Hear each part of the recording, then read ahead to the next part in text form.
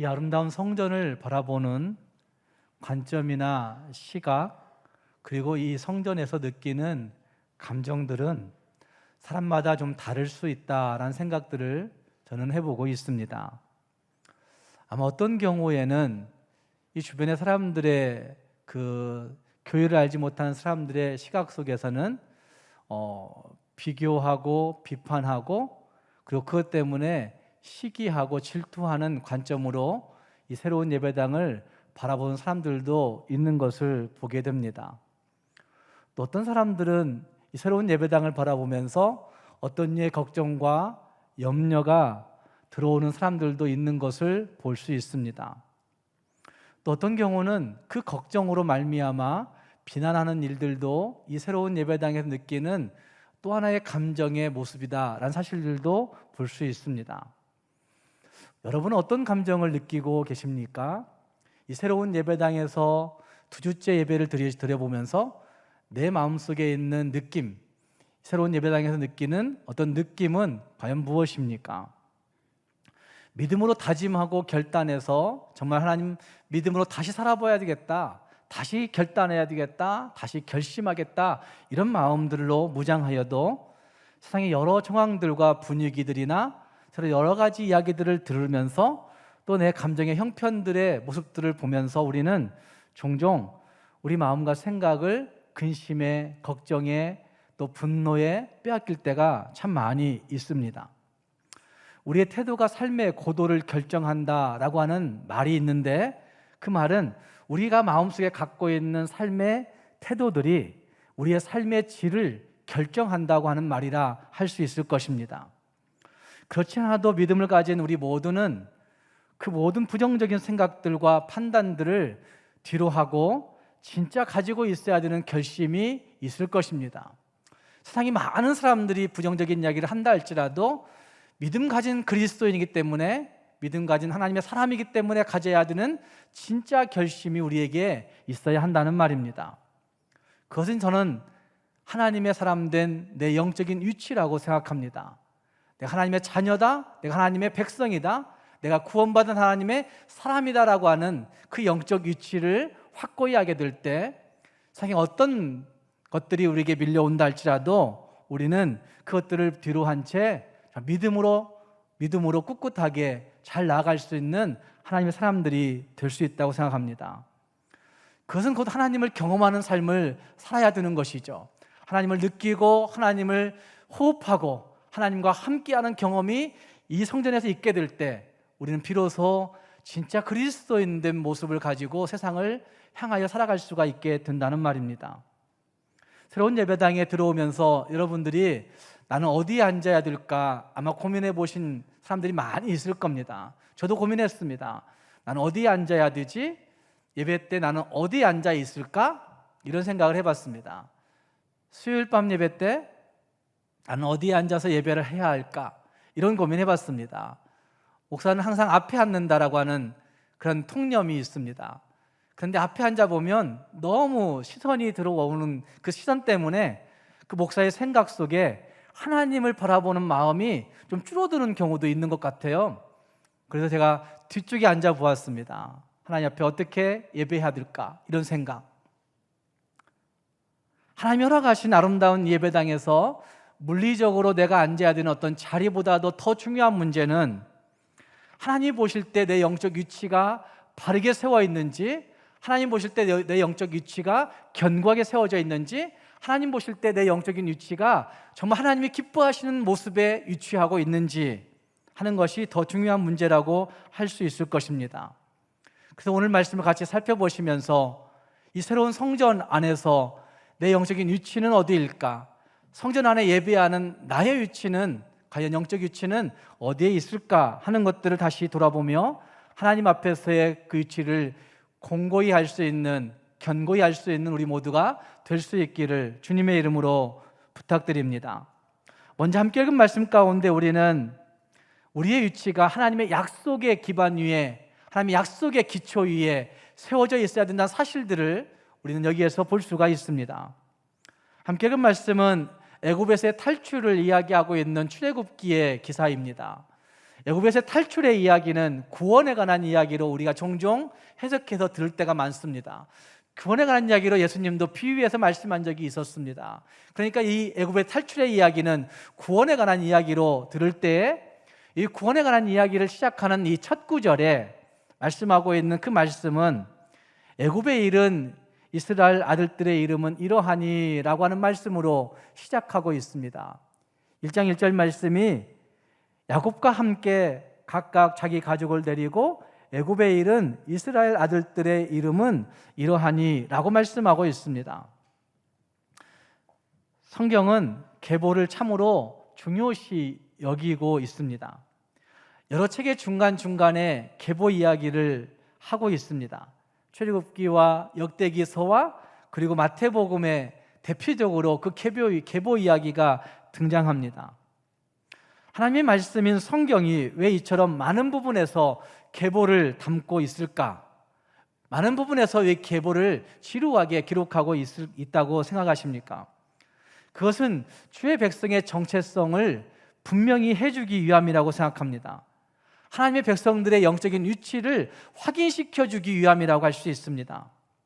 어쩌면 하나님의 백성들의 영적 위치를 확인시켜줄 뿐만 아니라 너희들의 소명이 무엇인지를 거기에서부터 확인하라고, 거기에서부터 출발하라고 말씀하고 있는 것이라 할 수 있습니다. 계보 이야기는 우리가 창조주 하나님으로부터 온 하나님의 사람이라는 사실들을 분명히 해줄 수 있습니다. 우리의 근원이 어디에 있는가를 분명히 해주는 말씀이라 할 수 있다는 말입니다. 뿐만 아니라 이 세상에 부름받은 우리들이 하나님으로부터 온 존재들이기 때문에, 하나님의 사람들이기 때문에 결국 그분의 뜻을 펼치기 위해서 내가 이 땅에 서 있구나, 그분의 뜻을 펼치기 위해서 내가 여기 존재하는구나 라는 사실들을 말씀하고 있는 것이 이 계보의 중요성이라 할 수 있다는 말입니다. 또 종합해 볼 때 출애굽기 1장과 1장 1절의 말씀은 창세기서의 말씀과 출애굽기가 별개의 책이 아니라는 사실을 우리에게 나타내 주고 있다고 할 수 있습니다. 창세기서에서 시작된 하나님의 백성에 관한 이야기가 여기 출애굽기에서도 동일하게 기록되고 있는 그 연속성, 하나님이 택하시고 부르시고 하나님이 약속 주셔서 이끌어 가신 하나님 백성의 연속성을 잘 보여주고 있는 말씀이 여기 출애굽기 1장 1절의 말씀이라고 할 수 있습니다.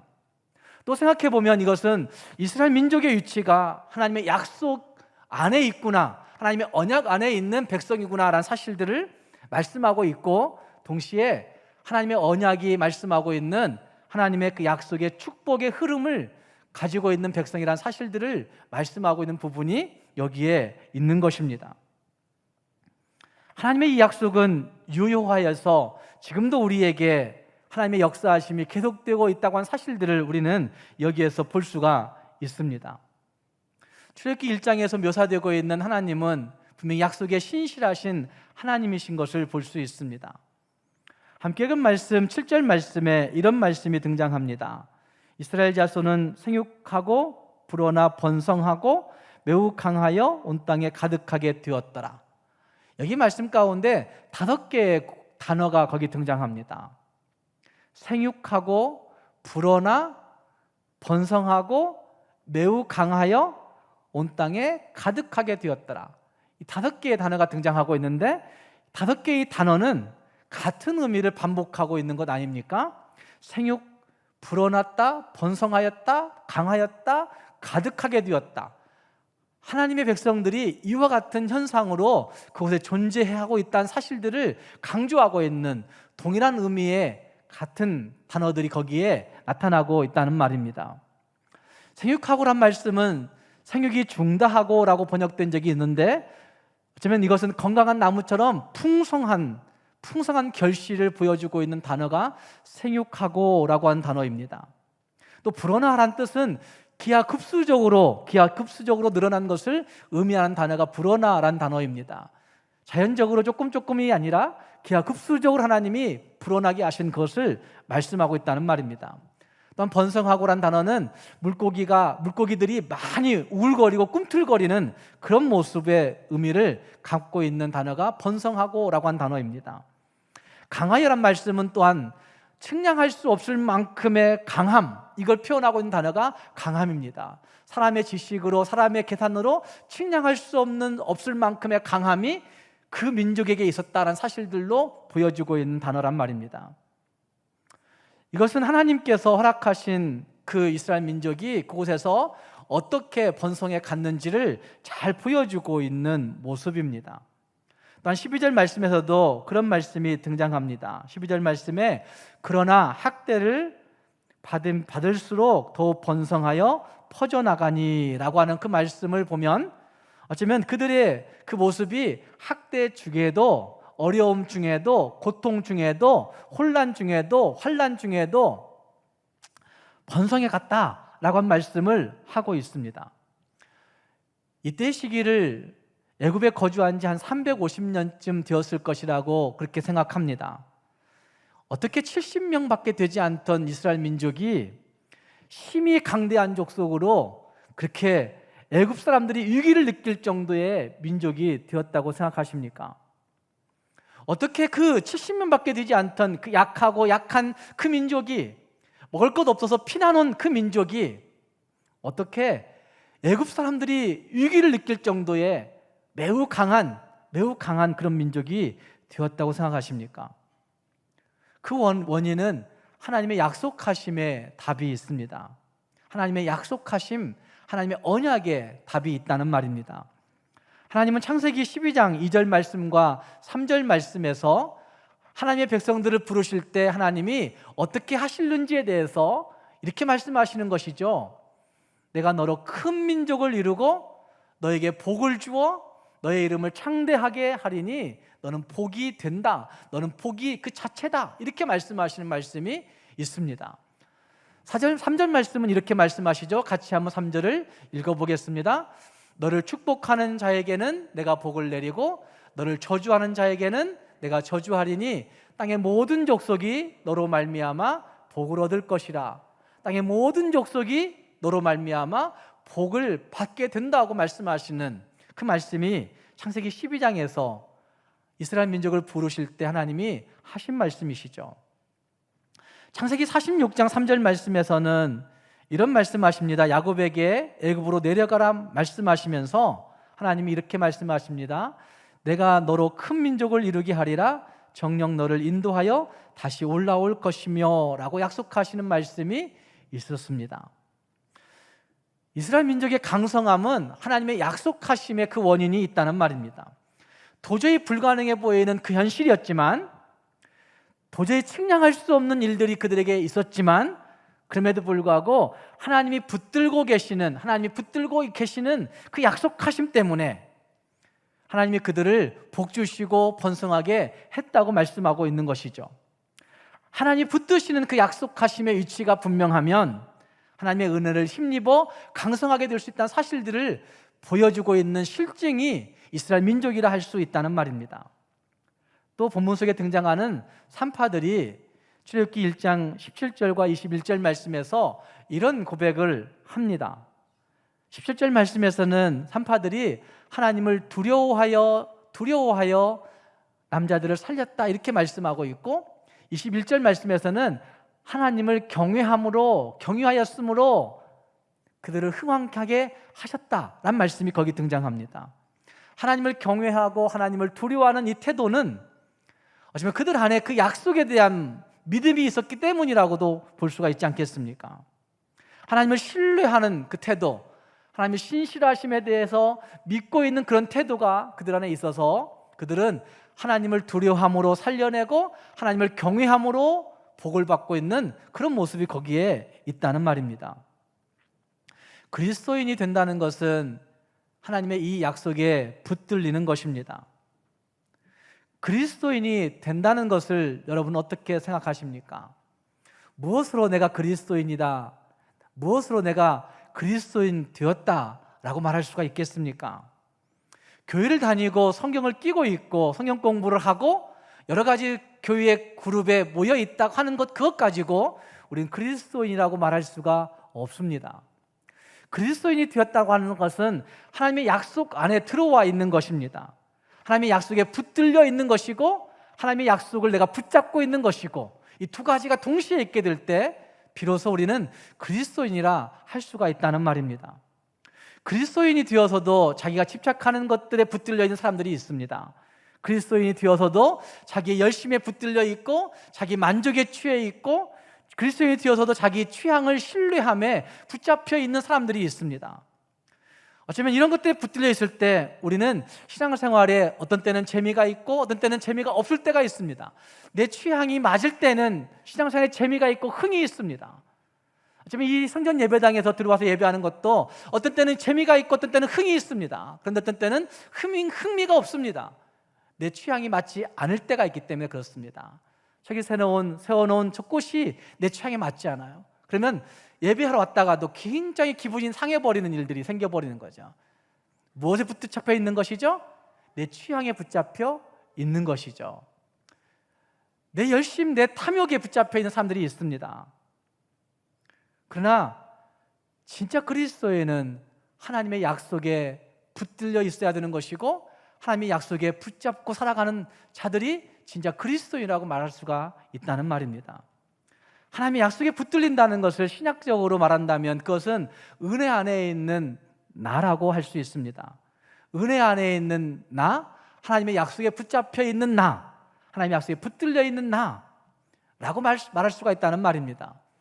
은혜 안에 있는 내 모습은, 하나님의 약속에 붙들린 내 모습은 세상적인 모든 것에 대해서 죽고, 죄에 대하여 죽고, 정욕에 대하여 죽고, 탐심에 대해서 죽고, 내 열심에 대하여 죽고, 내 자존심에 대하여 죽고, 진짜 그리스도와 함께 모든 것들이 죽고 그리스도와 함께 살게 된 나를 의미한다고 할 수 있습니다.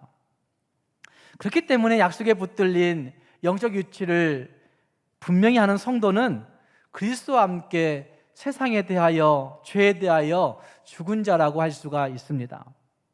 사랑하는 여러분, 여러분은 얼마나 죽었다고 생각하십니까?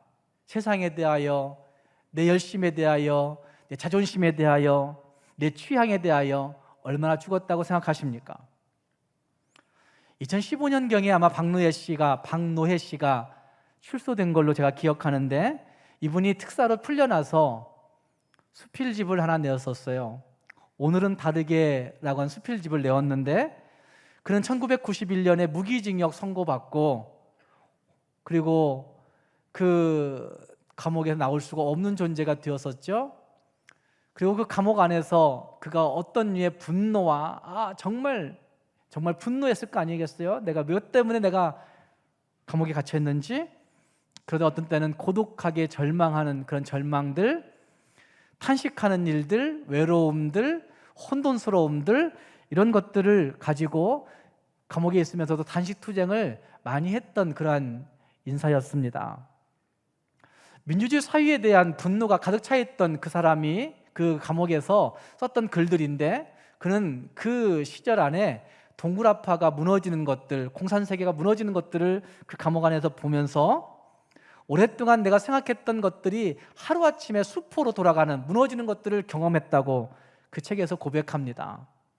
그러면서 그는 이런 고백을 합니다. 내 마지막 남은 애착과 자존심까지 벗어야 한다. 내 마지막 남은 애착과 자존심까지 벗어야 한다. 나를 해체하고 내 정체성을 깨뜨리고 내가 내 안에서 적극적으로 빠져나와야 살 수 있다 라고 하는 고백을 오늘은 다르게란 책에서 합니다. 그가 진짜 기독교 신앙을 가지고 있는 사람인지는 제가 잘 모릅니다. 그러나 그가 쓰고 있는 그것은 우리 인간이 세상적으로, 인간적으로 내 존재의 실존을 다시 가지고 살아간다고 하는 것도 내 애착과 자존심에서 적극적으로 빠져나오지 아니하면, 그것들을 다 벗어버리지 아니하면 살 수 없다고 이야기하는 몸부림침이죠. 삶에 대한 몸부림침이 그에게 있다는 말이죠. 나를 해체해버리고 내 정체성을 깨뜨려 버려야만이 나는 삶을 살 수 있겠어라고 하는 고백이 그 책에서 나옵니다. 저는 이것이 그리스도인들에게 절실하게 필요한 모습이라고 생각합니다. 예수로 말미암아 내 애착과 자존심을 다 벗어버릴 수 있는 존재가 될 때, 예수로 말미암아 어쩌면 내가 가지고 있던 그 모든 정체성조차도 깨뜨려 버리고 나를 해체시켜 버리게 될 때, 우리는 비로소 진짜 그리스도인이, 하나님의 약속에 붙들린, 은혜에 붙들린 비로소 그리스도인이 될 수 있다고 하는 것이죠. 내 자신으로부터 적극적으로 빠져나와야 한다는 말은 내 과거, 내 신분, 내 명예, 내 업적, 내가 가지고 있던 그 열심들, 그 모든 것들을 다 포기해야 된다는 말이라고 저는 생각합니다. 그리스도와 함께 율법을 향해 죽고, 그리스도와 함께 죄에 대하여 죽고, 그리스도와 함께 증오에 대해 죽고, 그리스도와 함께 시기에 대하여 죽고, 그리스도와 함께 우리 욕심에 대하여 죽고, 그리스도와 함께 내 자존심에 대하여 죽고, 그리스도와 함께 내 애착에 대해서 못 박아 버리고, 비로소 하나님의 약속에 집중하게 될 때 그 약속에 붙들린 유치를 사수할 수 있는 우리 모두가 될 수 있다는 말입니다. 하나님의 약속에 붙들린 내 영적 유치를 발견한 자들에게는 내가 나 자신을 볼 때에는 참 쓸모없는 존재구나, 참 죄 많은 존재이구나, 허물 많은 존재이구나 라는 사실들로 인하여 어떤 때는 절망할 수도 있을 것입니다. 그러나 하나님이 보실 때 하나님은 은혜 안에 있는 모습으로 우리를 쓸모 있게 보십니다. 은혜 안에 있는 모습으로 귀하게 보십니다. 은혜 안에 있는 모습으로 우리를 아름답게 보십니다. 은혜 안에 있는 모습으로 하나님은 우리에게 약속된 미래를 보장하신다고 성경은 우리에게 말씀하고 있습니다. 사랑하는 성도 여러분, 이 새로운 성전에서 하나님의 약속에 붙들린 내 영적 위치를 분명히 발견하고 확고히 알 수 있는 우리 모두가 될 수 있기를 주님의 이름으로 축복합니다. 세 번째 생각할 수 있는 것은 이스라엘 민족이 애굽에서 당한 그 핍박과 고통의 모습은 위치를 지키지 못할 때, 위치를 망각할 때, 위치를 잃어버릴 때 큰 고통이 올 수도 있음을 말씀하고 있는 부분이라 할 수 있습니다. 이스라엘 민족이 애굽에서 당한 핍박과 고통은 여러 가지로 해석하기도 합니다.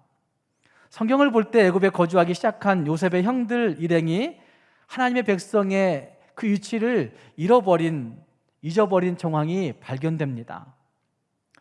처음 그들 창세기 46장 33절 말씀에서 요셉은 그의 형들에게 이렇게 얘기합니다. 바로가 당신들을 불러서 너희의 직업이 무엇이냐 묻거든 당신들은 이르기를 주의 종들은 어렸을 때부터 지금까지 목축하는 자들이온데 우리와 우리 선조가 다 그러하나이다. 목축하는 자라고 시켰습니다. 요셉이. 그 이유는 애굽 사람들이 목축을 싫어했기 때문이었어요. 그래서 그 형들에게 이렇게 얘기하는 거예요. 목축하는 자입니다 라고 하는 표현을 쓰고 있지만 사실 이걸 원어적으로 부르면 가축을 소유한 사람입니다. 가축을 키우는 자가 아니라 가축을 소유한 자입니다 라고 그렇게 얘기하는 거죠. 우리 가축을 먹을 것 때문에 소유하고는 있습니다, 이런 표현을 하고 있다는 말이죠. 그런데 창세기 37장 3절 말씀으로 가면 거기에서 진짜 바로가 묻습니다. 바로 왕이 요셉의 형들에게 묻되 너희의 생업이 무엇이냐 그렇게 물으니까 그 형들이 말합니다. 종들은 목자이온데 우리와 선조가 다 그러하나이다. 종들은 목자라고 그렇게 이야기하는 말씀이 창세기 47장 3절 말씀에 나타나고 있습니다. 요셉의 당부를 잊어버리고 자기들의 신분을 그대로 노출해버립니다. 아니, 더 과장해서 얘기합니다. 그냥 목축, 그냥 양만 치는 사람들이에요 이렇게 얘기할 수 있어요. 양을 가지고 있는 사람들이에요 이렇게 얘기할 수 있는 것인데 그러지 아니하고 우리는 목자로서 그것들을 다 거느리고 있는 사람입니다. 자기네들을 의시되고 있는 모습이 거기에 등장합니다.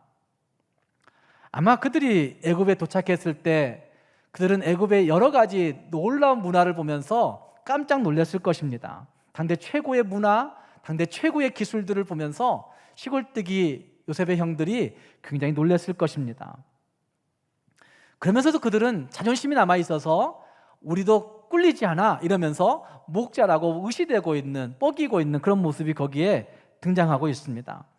동물들을 소유하고 지키고 관리하는 정도가 아니라 우리는 선조 때부터 이것들을 업으로 삼아 거대한 목자라고 그렇게 이야기하고 있는 것입니다. 이것은 목축을 싫어하고 천히 여기는 농경 중심의 애굽 사회에서 이스라엘 민족에 대한 편견을 불러일으킬 수 있게 되었던 것이고 훗날에 그들에 대한 핍박과 고통을 예견해주고 있는 모습이라고도 할 수 있습니다. 그렇게 살기를 꽤 오래 살아갔던 이스라엘 민족이 창세기 50장에서 요셉은 죽을 즈음에 그 남겨진 후손들에게 말합니다. 하나님이 맹세하신 땅에 반드시 이르게 하실 때에 내 해골을 메고 올라가라, 이렇게 요청하고 있는 모습이 거기 등장합니다. 이 말씀은 애굽이 그들의 영구한 거처가 아님을 분명하게 말씀하고 있는 부분이라 할 수 있습니다. 그들의 위치가 어디여야 된다는 사실들을 말씀하고 있는 것이죠. 근데 시간이 지나갈수록 그들은 애굽의 문화가 좋습니다. 애굽의 풍요로움이 기쁩니다. 만족스럽습니다. 창세기 50장으로 끝난 그 후에 출애굽기가 시작되고 있는 그 사이의 기한이 적어도 한 300여 년 가까이가 지나갔을 것입니다. 창세기가 끝나고 출애굽기가 시작되는 그 사이 간극 속에서 우리에게 말하고 싶은 메시지가 분명히 있을 것입니다. 내 해골을 메고 올라가라, 너희가 갈 땅이 분명히 있어, 너희의 위치는 여기가 아니야 라고 얘기했던 창세기 50장 끝부분의 이야기와 출애굽기 1장의 이야기는 거기에 안주해 살고 있는, 거기에 머물러 살고 있는, 그 풍요 속에 젖어 살고 있는 그들에게 핍박이 임하고 있는 모습으로 기록되고 있습니다. 시간이 지날수록 애굽의 문화와 물질적 풍요는 그들의 마음을 빼앗아 버렸을 것이고, 그들의 마음속에 아무리 편해도 하나님의 약속에 대한 사모함들이 조금 남아있어서 석연찮게 아니 그래야 될 텐데 이러면서 살아갔을 것입니다. 그런데 그들은 조금씩 그 풍요 속에 젖어서 급기야 이제 그 풍요 속에 견디기 힘든 노예 생활로 전락해버린 상태가 이 출애굽기에 등장합니다. 이것은 하나님을 떠난 길에는 처음에는 달콤하다가 가면 갈수록 빠져나올 수 없을 정도 노예화 되어버리는, 급기야 죽음이 기다리고 있는 상태가 된다는 사실들을 잘 보여주고 있는 말씀이 창세기서 끝부분과 출애굽기 첫 부분이 이야기해주고 있는 부분이라 할 수 있을 것입니다. 애굽 생활에 익숙해져 가면서 그들이 누리던 풍요가 지금의 그들의 혼란을 야기했다는 말입니다. 세상적인 만족들이 지금의 고통을 가져왔다고 얘기할 수 있다는 말입니다. 그 풍요와 물질적인 만족감 가운데서 결국 그들은 그 생활에 익숙해짐으로 말미암아 결국 노예 생활만 남아있는 형태로 지금 여기에 있다는 말입니다. 그래서 그들은 홍해가 그들을 가로막을 때 이렇게 말하지 않습니까? 차라리 애굽이 더 좋았다고, 차라리 애굽에서는 그래도 먹고 살 것이 있었는데 지금 여기는 왜 데리고 나와서 죽게 하느냐고 이렇게 탄식하는 그 모습 보면 그들이 얼마나 애굽 문화에, 애굽의 풍요로움에, 애굽의 만족에 젖어 있는가를 잘 보여주고 있는 대목이라 할 수 있을 것입니다. 비록 하나님 섬기지 못하고 애굽 왕 바로를 섬기는 노예가 되더라도 물질적 풍요만 있으면 된다는 그런 식의 모습이 지금 이스라엘 민족 안에 있었다는 말입니다. 영적 유치는 상실해버려도 세상적인 유치만 확보하면 좋겠다라고 하는 생각들을 사람들이 가지고 있는 현재의 모습과 동일하다 할 수 있을 것입니다. 사랑하는 여러분, 우리가 사수해야 되는 영적인 유치는 과연 어디입니까? 여러분들이 꼭 지키고자 간직하고 있는 나의 영적인 자리는 과연 어디입니까? 세상적인 만족이 그들을 얽어매었던 것처럼, 세상적인 풍요가 그들을 얽어매고 노예화 되어버렸던 것처럼, 어쩌면 하나님 앞에서 내가 지킬 그 영적 유치를 지키지 못할 때 우리는 그와 같이 전락할 수도 있다는 사실들을 볼 수 있습니다. 출애굽기 들어와서 유아 학살 사건을 우리는 잘 알고 있습니다. 이것은 이스라엘 민족의 고통을 잘 보여주고 있는 것과 동시에 육적인 대가 끊기는 것들만이 아니라 하나님의 언약 백성의 대가 끊길 수 있음에 대해서 그 위험을 잘 보여주는 사건이라고 이야기할 수 있습니다. 다시 말해서 한 세대가 영적인 유치를 망각하여 살아가게 될 때 그 사람들의 대에서만이 아니라 다음 세대가 영적인 단절을 가져올 수 있다는 사실들을 보여주고 있는 굉장한 위험스러운 모습이 이 유아 학살 사건에서 나타내고자 하는 메시지라 할 수 있다는 말입니다. 그렇기 때문에 우리는 오늘 이곳에서 내 영적인 유치를 잘 사수해야만 하는 것입니다. 새로운 예배당이 지어졌다고 기뻐하고 만족해할 뿐만 아니라 거기에 젖어 있을 것이 아니라 내 영적인 유치는 어디일까를 고민하고 그 영적인 유치를 잘 지켜나가게 될 때 그 영적 유치가 가져오는 그 축복을 우리의 다음 세대에게 잘 전수할 수 있는 주님의 사람들이 될 수 있다는 말입니다. 사랑하는 성도 여러분, 내가 사수해야 되는 영적인 위치는 과연 어디라고 생각하십니까? 정말 우리 다음 세대에게 물려줄 수 있어야 되는 영적인 자리는 과연 어디라고 느끼고 계십니까? 우리 모두가 다시 한번 내 영적 위치를 잘 발견하고 확신하여서 우리 다음 세대에게 더 아름다운 영적인 축복을 물려줄 수 있는 우리 모두가 될 수 있기를 주님의 이름으로 축복합니다. 기도하겠습니다.